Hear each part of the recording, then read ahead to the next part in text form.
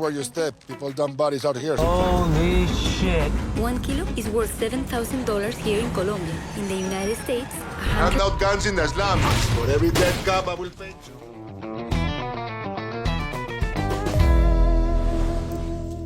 Halo guys, selamat malam semuanya, dan film kali ini seru banget nih dan berdasar dari sebuah kisah nyata, yaitu tentang bagaimana akhirnya seorang bos mafia besar dan terkaya di dunia, Don Pablo Escobar, akhirnya tertangkap setelah kelemahannya terungkap. Ini semua diceritakan dari sudut pandang mantan selingkuhan Pablo, yaitu seorang jurnalis bernama Virginia Vallejo. Dialah yang menjadi saksi dan memberitahu kelemahan Pablo hingga pada akhirnya Pablo pun berhasil ditangkap. Pokoknya cerita kali ini seru banget guys. Kalian bakal tahu gimana sepak terjang dari seorang Pablo dalam menjalankan bisnisnya, bahkan sampai ia menyatakan perang terhadap pemerintah.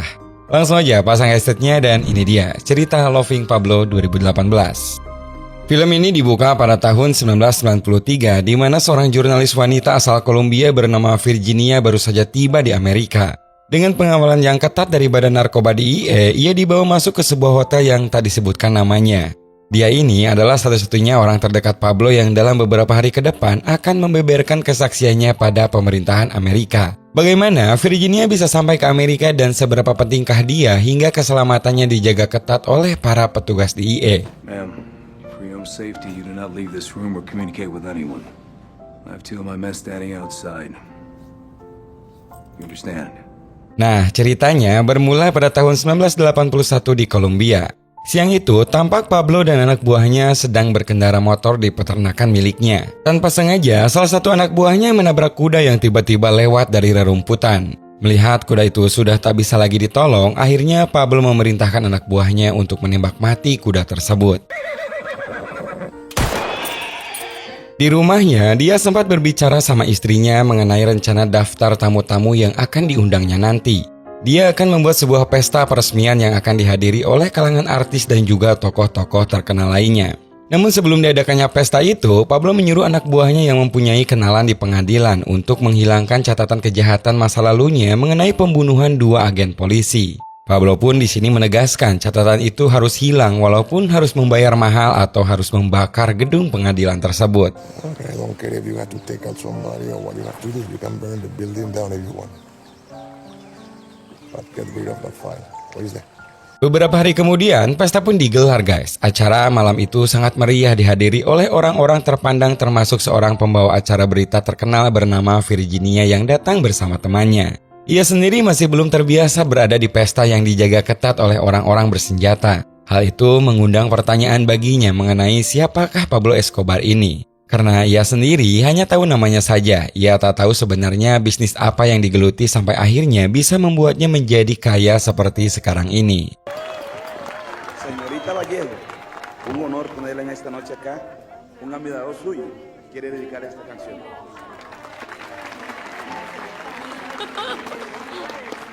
Mereka pun berkenalan. Ternyata Pablo selama ini telah memperhatikan Virginia selama ia menjadi presenter sebuah acara TV. Dalam pertemuan itu, mereka berbincang banyak guys, termasuk pesta yang diadakan ini yang ternyata dalam rangka peresmian pembangunan 2000 rumah untuk orang-orang miskin. Virginia kemudian bertanya mengenai asal uang pembangunan itu. Namun Pablo tak menjawab, ia hanya mengatakan lebih baik nanti Virginia melihat pembangunan yang sedang ia kerjakan. See it, I'll show it to you. It's good for the country to know. Good for the country or good for you? Am I not part of the country? Keesokan harinya, dibawalah Virginia beserta kru TV-nya ke perkampungan Moravia Madeline, sebuah daerah pinggiran tempat pembuangan sampah. Di sana Pablo disambut oleh warga, bahkan saking merasa terbantunya banyak dari anak-anak mereka yang dinamakan Pablo juga. Saat sedang wawancara itulah, Pablo mengatakan bagaimana ia sangat peduli terhadap orang-orang miskin di daerah tersebut. Hal itu ternyata membuat Virginia terkesima dan ia pun akhirnya tak lagi memikirkan bagaimana Pablo mendapatkan semua uangnya. that day I decide that I don't care how Pablo makes his money, only how he uses it. Such injustice is the reason behind. Semakin hari hubungan mereka semakin dekat saja. Bahkan dalam suatu kesempatan, Virginia diajak ke sebuah pesta rahasia di mana mereka semua akan rapat mengenai pengiriman narkoba ke wilayah Amerika. Di pesta itu, Pablo dengan bangganya mengenalkan Virginia kepada seluruh teman kartelnya. Virginia sendiri sudah tahu kalau lingkungannya saat ini bersama dengan mafia-mafia besar Kolombia. Namun anehnya ia tak merasa takut, malah sebaliknya, ia merasa aman berada di lingkungan tersebut bersama mereka. Virginia semakin merasa terpesona saat melihat Pablo memberi arahan kepada teman-temannya. Dalam pertemuan itu, Pablo sedang membagi wilayah perdagangan. Ia memutuskan kepada teman-temannya kalau kartel Medellin miliknya akan mengambil daerah Florida, sementara kartel Cali mendapat bagian daerah New York. That night, they split the United States of America among them. Florida for the Medellin cartel, New York for the Cali cartel. Setelah pembagian wilayah itu, di suatu hari di Florida, tiba-tiba sebuah truk besar menghalangi jalan tol dan membuat kemacetan yang panjang. Hal tersebut tentu saja membuat orang kesal guys, namun mereka tak bisa berbuat apa-apa karena si pengemudi truk langsung menodongkan pistol ke arahnya. Dan ternyata guys, tak lama kemudian pesawat mendarat.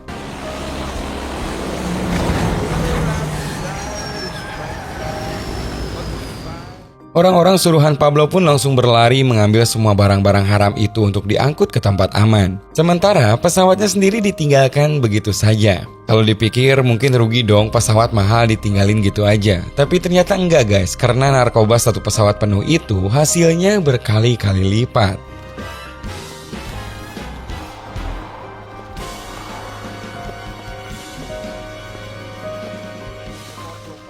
Dalam waktu setahun saja, perdagangan dari Kolombia ke Amerika milik Escobar berhasil meningkat dengan pesat. Bahkan laporan mengatakan 80% narkoba di Amerika berasal dari Kolombia. Presiden Amerika sampai turun tangan mengajak seluruh warganya untuk menghindari barang haram itu. Untuk menuntaskan masalah ini, Presiden juga menunjuk langsung seorang agen DEA bernama Shepard. Di sana juga hadir perwakilan dari Kolombia, namun dia mengungkapkan ia tak sanggup harus menindak langsung di negaranya mengingat banyaknya hakim dan petugas yang sudah disogok. Sebagai solusi, mereka pun berencana mengaktifkan kembali perjanjian ekstradisi, yaitu penangkapan para penjahat-penjahat sehingga bisa diproses di Amerika Serikat. The extradition treaty. We'll catch the narcos and turn them over so you can try them here. They don't fear the judges in Colombia. They either bribe them or kill them.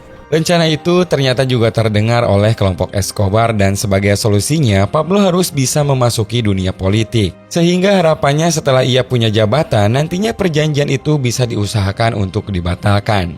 Rencana itu pun dimulai dengan memberikan dana kampanye kepada kandidat Dewan Perwakilan Rakyat. Dengan syarat mereka juga harus memasukkan Pablo menjadi anggota senator nantinya. Dengan sokongan dana yang begitu banyak, tentu saja mereka setuju dan segalanya pun menjadi mudah. Sampai pada akhirnya mereka terpilih dan Pablo akan segera menduduki salah satu kursi dunia politik mewakili Medellin.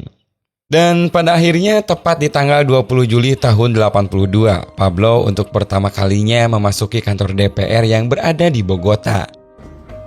That's my country for you. Pada suatu hari, Virginia akan menghadiri acara TV yang dilaksanakan di Amerika. Karena saking cintanya, Pablo saat itu memberikan bergepok-gepok uang sebagai uang bekal. Bahkan Pablo juga memberikan sebuah kalung berlian cantik dengan harga yang tidak murah. Saat di Amerika inilah, Virginia didatangi oleh agen Shepard yang langsung menanyakan tentang keterkaitannya dengan Escobar. Ia mengatakan kalau dirinya sedang mendalami kasus narkoba yang banyak datang dari Kolombia.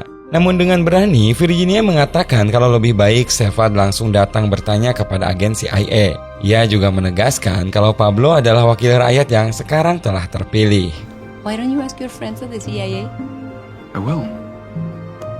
Sementara itu di waktu yang bersamaan terjadi sebuah rapat khusus. Seorang menteri kehakiman mengajukan agar pengangkatan Pablo ditangguhkan. Karena menurutnya Pablo tak pantas berada di kursi senator dengan kekayaannya yang berasal dari bisnis narkoba. Padahal nih guys, menteri kehakiman ini adalah orang yang sebelumnya telah Pablo beri dana untuk kampanye. Saat itu Pablo pun benar-benar dipermalukan dan banyak orang yang mentertawakannya. Namun ia pun melakukan pembelaan dengan menantang menteri kehakiman itu untuk memberikan bukti atas tuduhannya. You have lied today by suggesting that my money is linked to drug trafficking. Sebenarnya dari awal, Victoria melarang Pablo memasuki dunia politik karena takut pekerjaannya sebagai penjual narkoba terbongkar. Namun Pablo tetap bersikeras dan menganggap mereka juga yang ada di pemerintahan sama saja mempunyai sesuatu yang disembunyikan. Saat itulah kabar buruk lainnya terdengar. Anak buahnya menelpon dan mengabarkan kalau ada salah satu surat kabar yang mendukung Menteri Kehakiman dan memberitakan mengenai masa lalu Pablo yang telah melakukan pembunuhan kepada 2 orang agen kepolisian. Ternyata guys, orang suruhan Pablo yang waktu itu dibayar mahal tak mengerjakan tugasnya. Dan malah uangnya ia gunakan untuk berfoya-foya dan berpesta. Dan kini karena ulahnya itulah ia pun disiksa dan dibunuh dengan cara mengenaskan.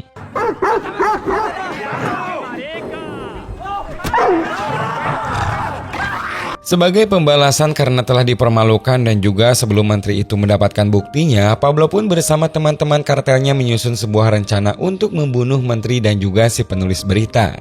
Sebenarnya seorang dari kartel Kali menyarankan agar Pablo mengurungkan niatnya, karena kalau sampai terjadi pembunuhan kepada menteri, maka situasi nantinya akan semakin rumit. Namun Pablo tetap pada keputusannya walaupun nantinya harus berperang dengan pemerintah. Esok harinya, Pablo datang ke daerah kumuh pinggiran tempat di mana Sicario berada. Sicario ini adalah sebutan untuk pembunuh bayaran yang dilatih dan dibiayai oleh para mafia-mafia narkoba. Mereka anak-anak muda yang ada di sana sudah siap mati demi bayaran $20.000. Dan masih di hari yang sama, pembunuhan itu pun dilakukan di jalanan ramai, dimulai dengan membunuh si menteri kehakiman lalu si penulis berita.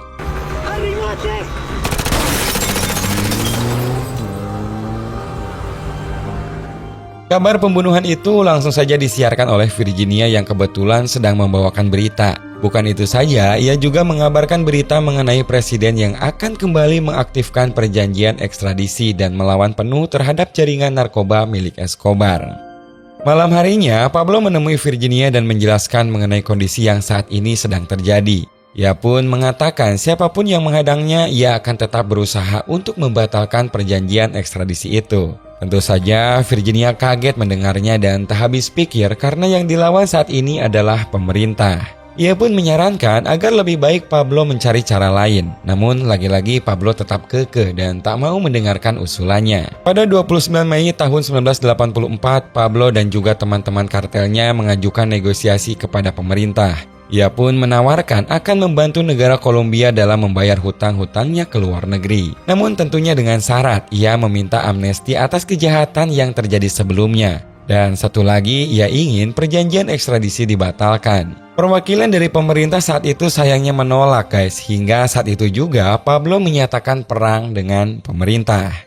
Setelah penolakan itu, Pablo melakukan ancaman dan teror kepada siapapun yang berani menentangnya, seperti kepada seorang hakim yang dikirimkan peti mati hingga membuatnya mati karena serangan jantung ketika mendengar peti itu dikirimkan oleh Pablo Escobar. Saking banyaknya teror dan ancaman, pemerintah mengeluarkan edaran bagi siapa saja yang bisa menangkap Pablo, maka akan diberikan imbalan 1 miliar peso. Melihat itu, Pablo tak tinggal diam guys. Ia yang punya dukungan dari kalangan bawah langsung saja memerintahkan anak buahnya untuk mempersenjatai mereka. Bahkan di sini Pablo akan memberikan imbalan yang beragam, yang diantaranya $20.000 untuk 1 nyawa polisi, $30.000 untuk sersan dan juga mayor seharga $50.000. Mereka anak-anak muda yang sudah dipersenjatai memulai perburuannya. Penembakan terjadi di mana-mana, entah itu polisi jalanan ataupun polisi yang sedang melakukan pencarian. Semuanya dibabat habis tak tersisa. Pemerintah juga ternyata tak tinggal diam. Mereka lebih beringas lagi dengan memerintahkan agar intel-intel mereka membunuh setiap anak muda yang dicurigai sebagai sicario. Lebih parahnya, 1 nyawa polisi harus diganti dengan 10 nyawa para anak muda yang dicurigai melakukan penyerangan. Peperangan yang semakin hari semakin memanas membuat pemerintah membentuk sebuah unit khusus. DEA juga bekerja sama memberikan pelacakan dengan menyadap seluruh jaringan telepon yang ada di Kolombia. Sementara itu, di sisi lain, Virginia menelpon Pablo dan mengungkapkan emosinya karena ternyata dirinya telah dipecat dari pekerjaannya hanya karena mempunyai hubungan dengan seorang Pablo Escobar. Ia pun merasa kalau Pablo telah membuat karirnya hancur sekaligus membuat banyak orang menjauhinya. Pablo yang saat itu sedang berada di hutan pun berusaha menenangkan kalau semua akan baik-baik saja. Namun Virginia yang sudah tak tahan lagi akhirnya menyudahi semua hubungannya dengan Pablo dan tak mau lagi terlibat dalam hal apapun yang berkaitan dengannya.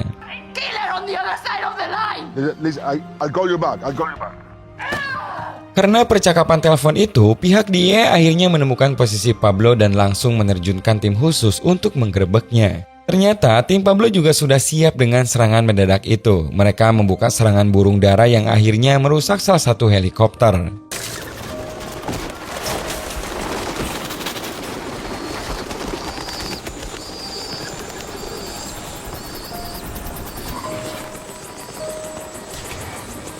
Di saat yang bersamaan, tangan kanan Pablo yang memegang kartel Kali juga ternyata terciduk dan ditembak mati di tempat. Sementara sisanya yang bersama dengan Pablo di hutan juga semua habis ditembak tak tersisa. Sementara untuk Pablo sendiri, ia berhasil kabur dan selamat walaupun ia harus berlari tanpa satu pakaian pun. Beberapa hari kemudian, Pablo kembali melakukan serangan dan untuk kali ini ia menggunakan bahan peledak. Satu pesawat komersil berhasil ia ledakan dan cukup membuat kaget pemerintah. Ternyata tak hanya itu saja, di kota juga tempat-tempat tertentu menjadi target peledakan. Sebenarnya Pablo juga berada tak jauh dari tempat kejadian. Walau sedang menjadi buron, ia pun masih tetap meluangkan waktu untuk berjalan-jalan dengan keluarganya. Teror dari ledakan yang tak pernah berhenti akhirnya membuat pemerintah mengambil jalan negosiasi. Pablo akhirnya setuju menyerah dan akan menyudahi peperangan dengan syarat ekstradisi harus dinonaktifkan. Dan ia juga meminta penjara tempat nantinya dihukum harus ia yang menyediakan. Wah, hebat banget guys, inilah yang namanya uang, bisa membeli segalanya. By revoking the extradition treaty, our judges and magistrates have taught the world a lesson in sovereignty, independence, and patriotism. 19 Juni 1991, Pablo resmi ditangkap dan dipenjarakan di penjara yang dia buat sendiri. Tentunya nggak kayak penjara umum, tapi lebih mirip apartemen seperti di rumahnya. Di sana juga ada beberapa lapangan olahraga, bahkan masih bisa bikin party bersama dengan para wanita panggilan. Dan sesuai kesepakatan, sekarang ancaman ekstradisi sudah ditiadakan. Ujungnya juga, Pablo di penjara bisa bebas lagi mengurus jual beli narkobanya. Di luar dikatakan di penjara, tapi di dalam sendiri ia bisa nyaman dengan santainya mengurus dan melebarkan bisnisnya kembali. Setiap minggunya, keluarga Pablo akan mengunjunginya, semacam family time gitulah guys. Sedihnya saat itu, Pablo yang sangat menyayangi keluarganya tidak diperbolehkan keluar dari penjara, padahal ia hanya ingin membelikan es krim kesukaan anaknya. He's asking for the keys of the carriage. Give me the keys. Give me the keys, old man.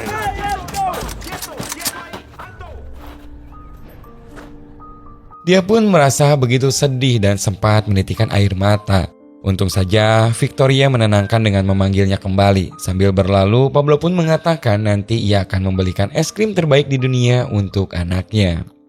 Sementara itu di tempat lain, kini Virginia sudah jatuh miskin. Semua hartanya telah habis, perabotannya ia jual untuk membiayai kehidupannya. Dan yang lebih parahnya, ia sudah diboikot oleh stasiun TV manapun serta dijauhi oleh orang-orang. Akhirnya pada suatu kesempatan Virginia mendatangi Pablo untuk meminta perlindungan dan uang $80.000 untuk pindah ke Eropa. Tetapi Pablo menolaknya karena Virginia sempat mengancam akan membeberkan apapun hal yang ia ketahui tentang Pablo. Kini Virginia pun benar-benar putus asa, sudah tak punya lagi pekerjaan, dijauhi orang-orang dan semua hartanya sudah habis.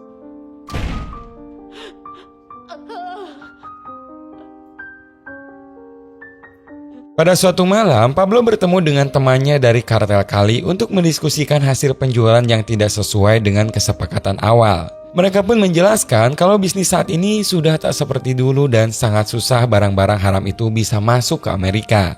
Pablo tak mau tahu, ia tetap ingin pembayaran pajak dan hasil penjualannya dibayar seperti biasa. Namun mereka pun tetap menolak, hingga akhirnya mereka pun dibunuh dengan sadis.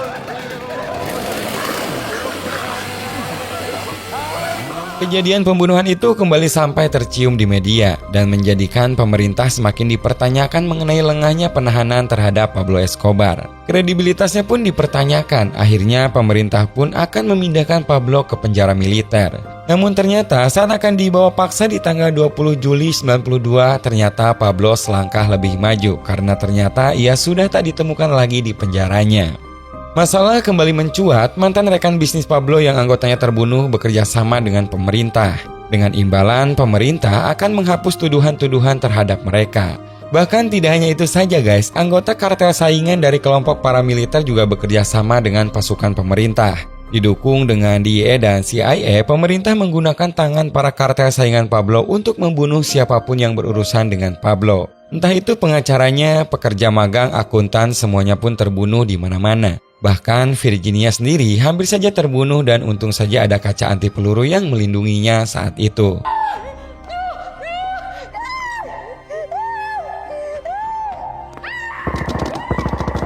Virginia yang sudah tidak tahan akhirnya setuju untuk bekerja sama dengan agen Shepard dan membeberkan kelemahan Pablo. Menurutnya, satu-satunya yang paling penting dalam hidup Pablo adalah istri dan kedua anaknya. Sementara itu, di tempat persembunyiannya, Pablo tampak sedang bersantai dengan kedua anaknya. Pablo yang sangat menyayangi keluarganya itu menyarankan agar mereka segera pergi dari Colombia. Namun, sangat disayangkan karena esok harinya saat mereka di bandara, pihak intelijen dan DEA menahan kepergian mereka dan langsung membawa mereka ke dalam hotel bandara.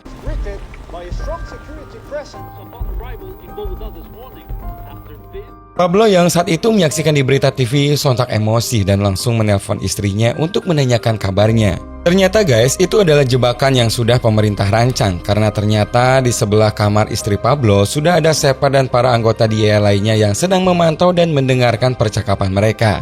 Bukan itu saja, di luaran juga agen lainnya sedang berusaha mencari sinyal telepon yang Pablo gunakan. Saat itulah Pablo menyadari kalau teleponnya sedang disadap. Ya, kemudian dengan lantangnya kembali mengancam mereka semua yang ada di sana. Spare your life once, I won't spare it again. Yo, now listen to me, malparios, everyone. Semakin lama menunggu, Pablo semakin merasakan khawatir mengenai keselamatan keluarganya. Ia juga tahu jika ia kembali menelpon, pihak DEA akan segera mengetahui di mana lokasinya. Namun seorang mafia terbesar dan paling sadis di dunia ini tak lagi bisa menahan rasa khawatirnya terutama kepada kedua anaknya. Dan akhirnya guys,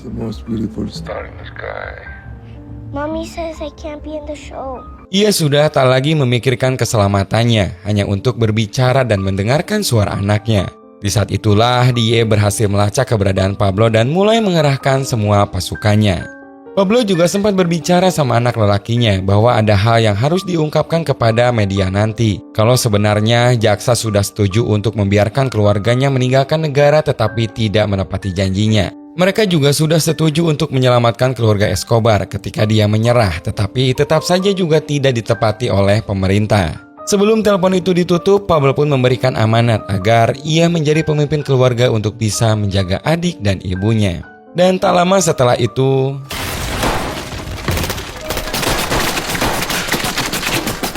seorang gembong mafia terbesar di dunia pada tahun itu kini telah tersungkur mati dengan mengenaskan. Semua anggota DEA bersorak dengan kematian Pablo, tetapi tidak dengan anak dan istrinya. Virginia pun di sisi lain juga merasa bersalah karena jauh di dalam hatinya ia sangat mencintai seorang Don Pablo Escobar.